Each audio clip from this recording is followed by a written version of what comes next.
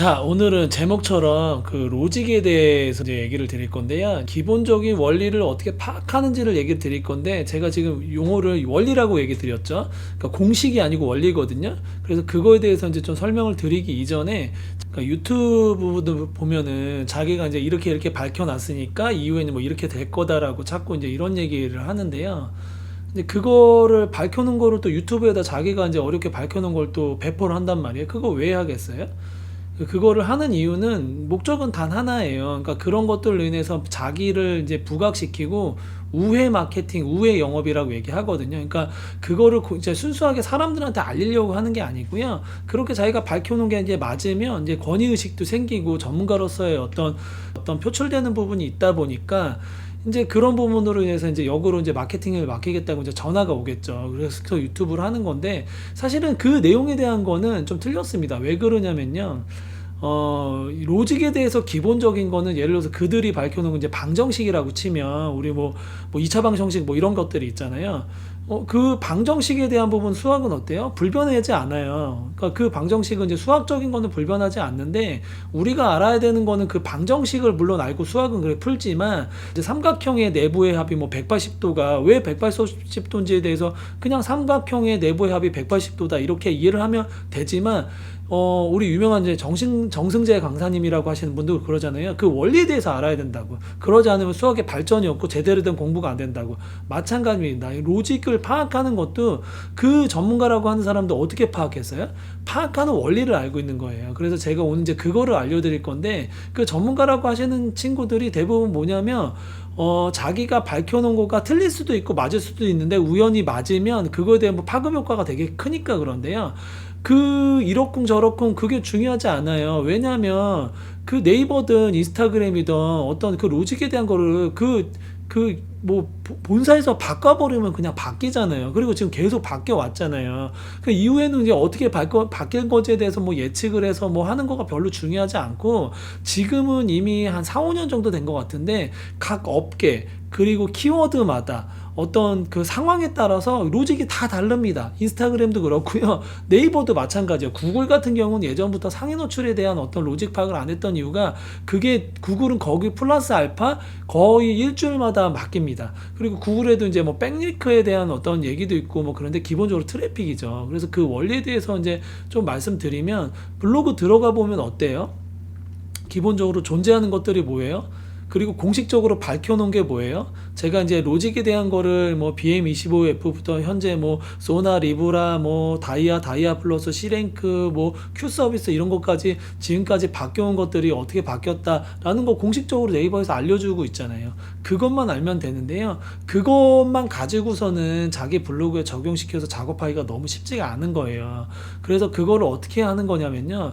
자기가 공략하고자 하는 키워드를 검색을 해보세요. 그럼 최상단부터 있는 그 블로그들을 뜯어보는 거예요. 그러면 그 블로그 두 가지거든요. 그 블로그가 갖고 있는 기본적인 블로그 지수, 그리고 그 문건에서 기본적으로 어떤 형식으로 썼는지, 그러면 그게 요소들이 있어요. 그거는 운동하고 비슷한데요. 우리가 농구를 잘하기 위해서는 어떻게 해요? 요건요. 슈팅 감각이 있고요. 그 슈팅을 감각을 키우는 데 있어서는 어떻게 해야 된다라는 것도 있고요. 그리고 그 사람이 슛을 잘 쏘는 데 있어서 어떤 손가락의 크기라든지 어떤 신체적인 부분이 있겠죠. 어떤 요건들이 있습니다. 이런 것처럼 블로그도 보면 구조를 뜯어보면 갖고 있는 요건이 있어요. 몇 년도에 개설했는지. 몇 년도는 그 프로필이라고 되게 조그만 글씨 있어요. 그게 보통 이제 그 블로그 밑이나 하단이나 그 사람 이제 프로필 부분에 보면 글씨 있거든요. 그거를 클릭하면 화면이 바뀌는데, 바뀌는 화면 중에서 히스토리라고 쳐보면 해당 블로그가 이 블로그를 언제부터 시작했는지가 나와요. 그러니까 대부분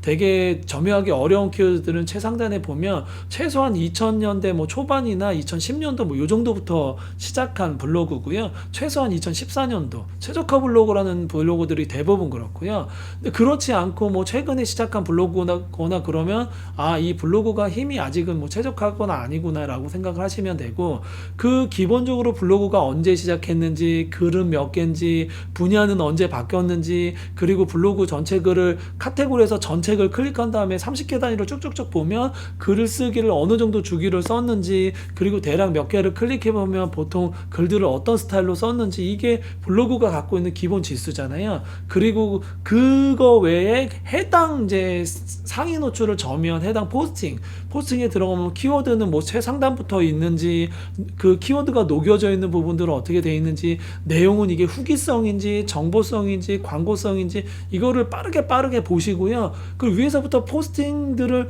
최소한 5개 10개 정도만 분석을 해보면 해당 키워드는 이렇게 해서 점유가 됐구나라는 거를 생각하시면 되고요. 지금 이 키워드를 공략하기 위해서 확보하고 계신 블로그가 있으시잖아요. 본인 거든. 대부분은 좀 상업 키워드라고 하는 것들은 최적화 블로그를 갖고 있지 않거나 아니면 준최적 5나 6 정도 되지 않고선 쉽지 않을 거예요. 그래서 남의 블로그를 이용해서 임대를 해서 상위 노출을 하잖아요. 근데 점유해야 되는 키워드가 핵심 키워드들도 뭐 10개에서 20개 존재하는데, 대부분 뭐 검색량이 한 달에 뭐 10건, 20건, 많은 건 뭐 4, 50건, 7, 80건 되는 키워드를 합치면 200개에서 500개 사이 정도 된다. 이런 거를 남의 블로그를 임대해서 하기에는 너무 쉽지 않단 말이에요. 저희 지금 클라이언트 중에 뭐 복합기 업체라든지 뭐 청소업체라든지 철거업계, 그리고 이제 뭐 컴퓨터 수리, 뭐 이런 업계를 보면 키워드가 되게 많아요. 그리고 어떤 뭐 수리라든지 이런 거 말고 앞에 지역이 꼭 붙는 키워드들도 있어요. 청소업계는 그렇죠. 저희 이제 철거 쪽 업계가 그렇거든요. 대부분 철거에 관련된 어떤 이런 글을 쓰기보다는 뭐 지역, 예를 들어서 뭐 강남 철거, 아니면 뭐 지방이라고 치면 뭐 분당 철거, 뭐 이런 식으로 지역 키워드가 붙는 키워드를 공략을 해야 DB가 들어오는 것들은 브랜드 블로그를 운영하는데 그 지역 키워드라고 지칭하거든요. 그 지역 키워드라고 하는 것들을 검색을 해서 최상단부터 어떻게 점유되어 있는지에 대한 부분이 그렇게 돼 있어요. 그러면 해당 포스팅도 그렇지만 포스팅 안에 가점을 주는 게 뭐예요? 이거는 이제 공식적으로 밝혀져 있는 거예요. 그 정체하고 있는 시간, 그리고 스크롤을 어떻게 내렸는지, 방향을 어떻게 내렸는지, 이런 거를 네이버에서 정보를 가져가요.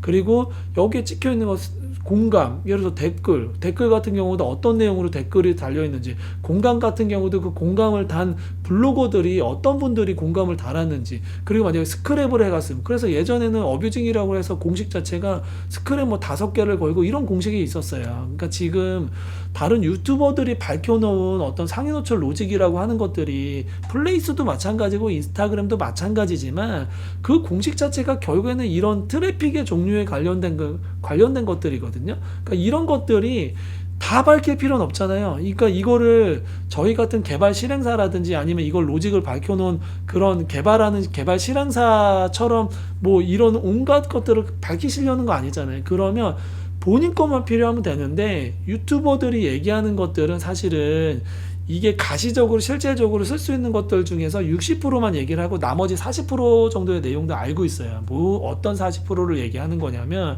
이게 음성적인 어떤 트래픽을 어뷰징을 해야지만 좀 더 효과적으로 상위 노출이 되거든요. 근데 이 이야기는 유튜브에서 할 수가 없겠죠. 그분들이 왜 그렇게 했어요? 어차피 이 음성적인 것들을 하시는 분들이 훨씬 더 전문가예요. 그 유튜버보다. 왜? 이걸 본격적으로 연구하는 분이거든요. 근데 왜 이분들은 유튜브를 안 하냐면, 이분들이 하는 것들이 뭐 계정을 뭐 엄청나게 많이 갖고 있어야 되거나 아이들을 엄청 갖고 있어야 되는데, 이게 최근에 쿠팡 사태처럼 터진 것처럼 개인정보 활용에 대한 굉장히 문제가 되는 영역이기 때문에 이게 법적인 어떤 다툼의 여지가 있어요. 그래서 누가 신고를 하면 실제로 문제가 되고, 실제로 광고 대행사 대표들이 2014년도 이전 자료를 찾아보면 이런 어뷰징들, 개인정보를 활용해서 뭔가를 트래픽을 보내고 내 댓글을 쓰고 이런 것들을 활용한 것 때문에 실제로 징역 1, 2년짜리 가진 분들이 있거든요. 그러다 보니까 음성적인 영역에 있는 분들이다 보니까 이분들이 유튜브를 할 수는 없죠. 근데 이거를 어느 정도 아는 그 유튜버 분이, 특히 최근에 예를 들어서 이제 그 보통 이제 제가 누구라고 지칭은 안 하겠고, 보통 흰색 배경의 테이블에서 하시는 분이 있어요. 자기가 전문가라고. 사실 보면 제가 볼 땐 그런 분은 되게 좀 웃겨요. 그러니까 그분이 이분도 마찬가지지만 자꾸 유튜버끼리 싸우는, 비방하는 내용들을 자꾸 설파를 하시거든요. 그러니까 그거를 왜 하겠어요? 목적은? 그러니까 이거를 순수하게 사람들한테 전파하고 알려드리고 하는 게 목적이겠어요? 아니죠. 그 유튜버를 그렇게 촬영을 자기가 뭔가 밝혀놓은 거를 자꾸 이제 촬영을 하면 그 유튜브를 보고 이제 연락이 오시거든요. 무언가를 맡기기 위해서. 근데 물론 그분이 하는 부분에 있어서 그렇게 하는 거에 대해서는 일면 그 사람 입장에서는 굉장히 잘하는 거고 저라도 그렇게 하게 할 것 같아요, 사실은. 그래서 뭐 크게 뭐 잘못됐다고 얘기하고 싶진 않은데 제가 얘기하고 싶은 포인트는 그거예요. 그분이 밝혀놓은 로직이 어쩌다 저쩌다 얘기하는 걸로 써먹을 수 있어요? 못 써먹어요. 왜냐하면 그분이 밝혀놓은 게 굉장히 적합한 부분으로 내가 하려고 하는 분하고 딱 맞춤이 되면 써먹을 수 있죠. 근데 대부분 맞지 않으시잖아요. 그래서 제가 효과적으로 어떻게 해야 된다는지를 말씀드리는 게 뭐냐면요. 블로그에 본인이 점유하려는 키워드를 검색을 하세요. 검색을 한 다음에 모바일 화면이랑 그냥 PC 화면이랑 다르잖아요. 그러면 핸드폰은 핸드폰에서 해야 되냐? 그럴 필요 없고 m.naver.com이라고 치면 모바일 화면이랑 똑같이 나오거든요. 거기 화면에 쳤을 때 첫 페이지에 어떻게 나오는지를 다 각각 클릭을 해보시면 전문가가 아니어도 볼 수 있어요. 이게 본인이 나름대로 보는 게 이게 맞나 이런 의심이 스러우니까 이거를 시도를 안 하시려고 하는데 그렇지 않아요. 이거를 역으로 밝혀놓은 사람들은 이거를 프로그램 해놨거든요. 어떤 패턴 하는 걸 파악하는 거를 왜 해놨겠어요? 왜냐면 다양한 상황들을 다 밝혀야 되니까 이걸 하나하나 할 수 없는데 본인 것만 하는 건 그냥 수작업으로 가능합니다. 검색을 하시고요. 검색 결과 나온 거에서 외문서는 보실 필요는 없으시죠. 그러면 블로그를 보통 보실 거고 카페를 보실 건데요. 기본적으로 이거는 있어요. 그거를 작성한 아이디가 최적화 아이디라는 거. 그러면은 하나 아셔야 되는 그 최적화 아이디나 카페 쪽이에요. 최저가 블로그 같은 경우나 카페 같은 경우 이거를 어떻게 육성하는지에 대한 부분은 그거는 유튜브나 이런 데서 알려드리기가 굉장히 어려워요. 왜냐하면 다양한 상황들이 있고요.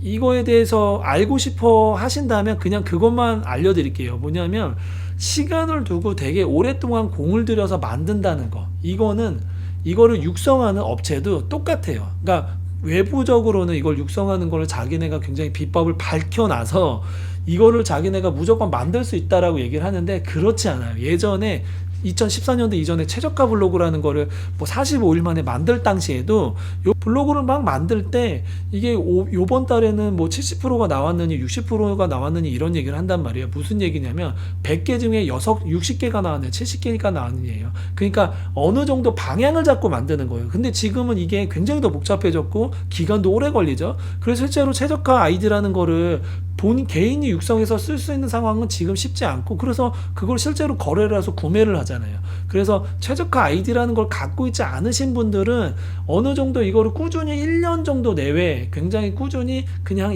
순수한 마음으로 양질의 정보를 계속 올린다고 보시면 돼요. 카페 아이디도 마찬가지입니다. 누가 어쩌고 저쩌고 하는 로직에 대한 거를 오히려 듣지 마세요. 근데 참고해야 될 상황은 있어요. 문제가 되는 행동들은 하지 말아야 돼서 그거는 알고 하셔야 되고 그러니까 최저가를 빨리 만들거나 효율적으로 만드는 거는 전문가들도 모릅니다. 이거는 제가 감히 말씀드릴게요. 제가 전문가이기 때문에 말씀드리지만 몰라요. 모르는데 아는 것처럼 마케팅적으로 써먹는 것 뿐이에요. 그러니까 최저가 아이디를 만들고 싶으신 분들은 그냥 순수하게 만드시고요. 그럼 이제 최저가 아이디가 됐어요. 그럼 이거는 문건을 하나하나 발행할 때 어떤 식으로 발행을 해야 되냐? 이거는 첫 번째 키워드마다 다 달라요.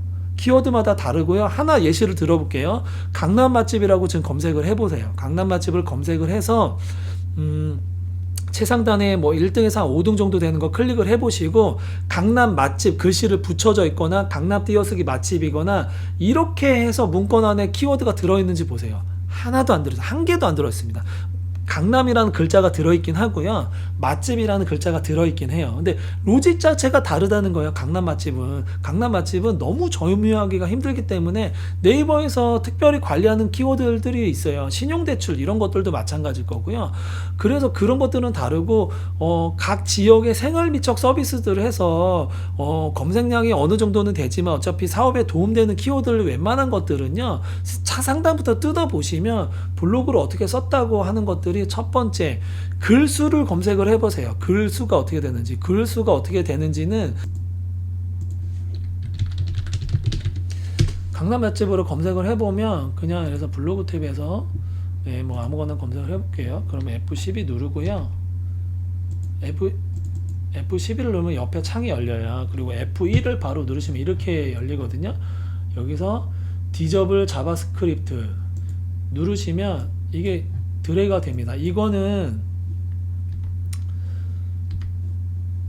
이 방식은요, 블로그 자체에서 드래그를 열어놓으신 분들은 그냥 드래그가 되는데 그걸 막아놓으신 분도 드래그가 되기 때문에 이 방식으로 드래그를 해서 전체를 드래그를 하시고요. 글자를 뭐 중간에 뭐 쓸데없는 글자만 삭제하실 필요는 없고 글자 수를 세는 뭐 네이버에 글자 수 세기 이런 검색하면 나오거든요. 글자 수를 검색을 해보세요. 그러면 해당 키워드를 점유하는 데서 평균적으로 글을 어떤 건 2000자, 어떤 거는 뭐 1500자 이상만 되기만 하고 이래요.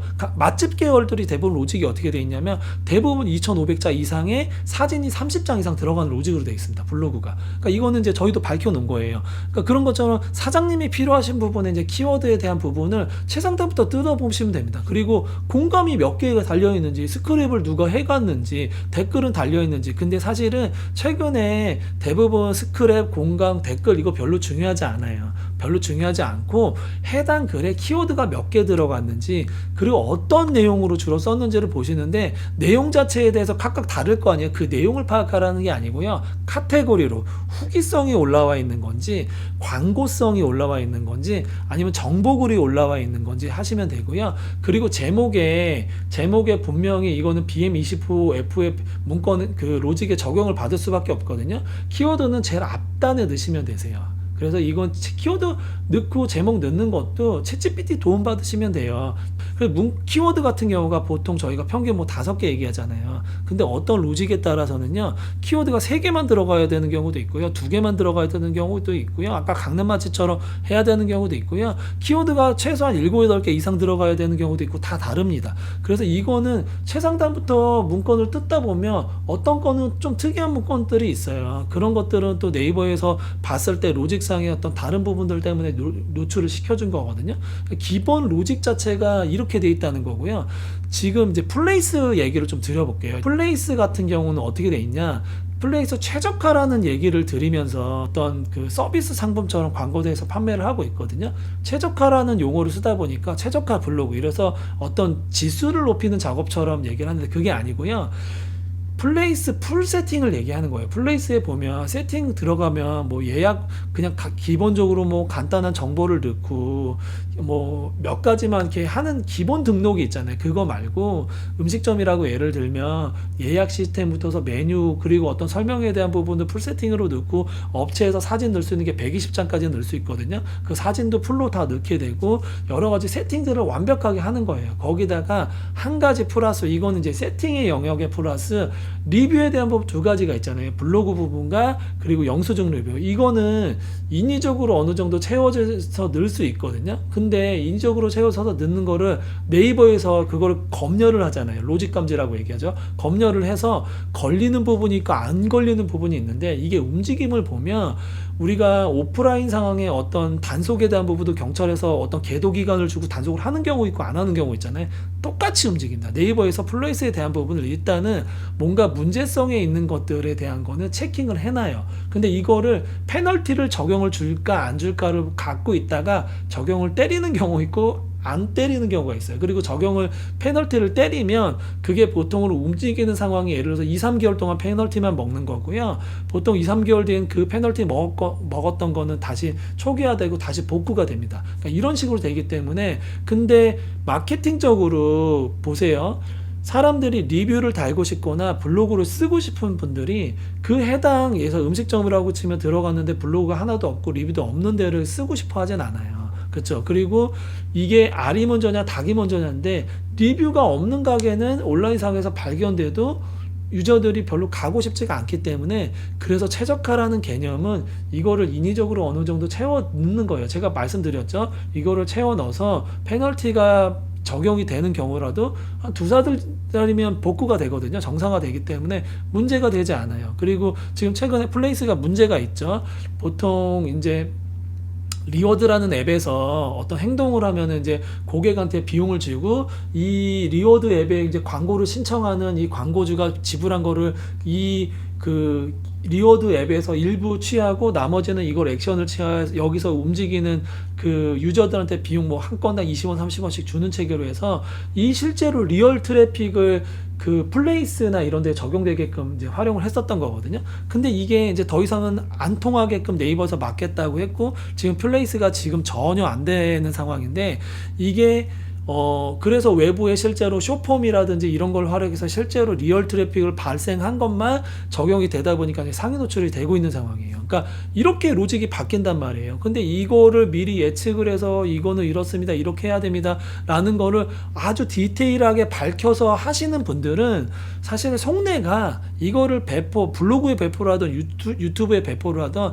배포를 해서 역으로 이제 우회 영업처럼 전화가 오게끔 하려고 하는 거예요. 사실 그렇게 영업을 하는 거는 사실 저도 부럽죠. 뭐 조회수도 많이 나오고 지금 뭐 구독자 수도 많으니까. 사실 근데 저는 이제 유튜브 이제 시작했고 지금 쭉 들어서 알겠지만 말하는 거 뭐 이렇게 딱딱딱딱 언변력 있게 말하고 이걸 편집을 하지 않거든요. 그러니까 왜냐하면 저도 이거를 연습을 해야 되고 나중에는 그분들처럼 뭔가 밝혀놓은 거를 밝혀서 모객행위를 하려는 목적으로 유튜브를 하는 거란 말이에요. 똑같습니다. 그분들 속내가 그렇기 때문에 그분들이 하는 얘기가 목적이 그렇기 때문에 하는 얘기가 한 60% 정도 얘기만 하는 거고 40%는 알아도 몰라도 얘기 안 한다. 그래서 이 얘기하는 것만으로 내 거를 적용시켜서 할 게 아니고요.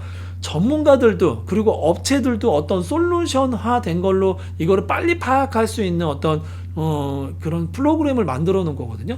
불연풀이나 블랙스도 마찬가지잖아요. 자기네가 그걸 만들어 놓은 거를 대중들한테 문제성 없게 법적 문제가 없으니까 이걸 솔루션을 서비스를 해가지고 수익화 시킨 거잖아요. 그러면 이거를 내부적으로 뭔가 로직을 밝혀놔서 그거를 활용해서 하시는 분들은 조금 음성적인 부분이 있다 보니까 음성적인 부분으로만 이제 그 거래를 하는 거고요. 이거를 유튜브로 밝혀놓으신 분들은 그거를 정확하게 하나의 케이스로 이걸 컨텐츠를 쓰면 좋겠다 싶어서 그 목적으로 하는 거라 실제적으로 사장님한테 적용이 안 되는 경우는 제가 얘기한 대로 밝히시되 의심하지 마세요. 그렇게 해서 하나하나 본인들이 해보시면 됩니다.